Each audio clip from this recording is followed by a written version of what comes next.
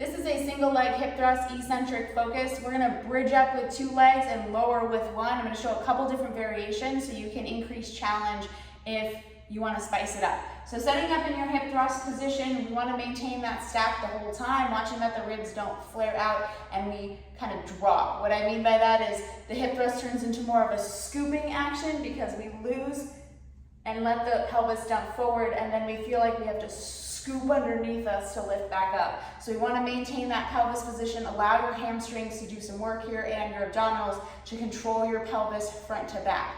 In that hip thrust, we're thinking about coming to that hip thrust position, and then I'm going to come on one leg and slowly lower down.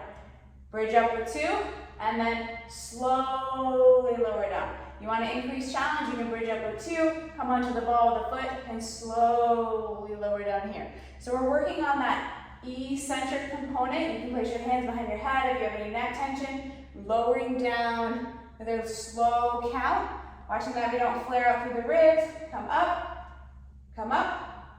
You can elevate the heel and slow lower. For even more challenge, you can start in that single leg position to begin with as you come up and slowly lower. Come up and slowly lower. Or you can bridge up with 2 and slowly lower.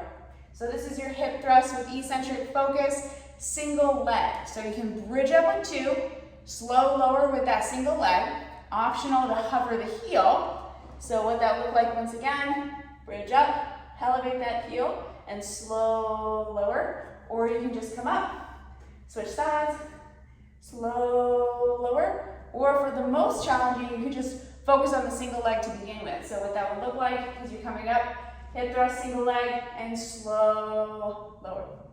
Hip thrust, single leg, slow lower. Maintaining that stacked position the entire time.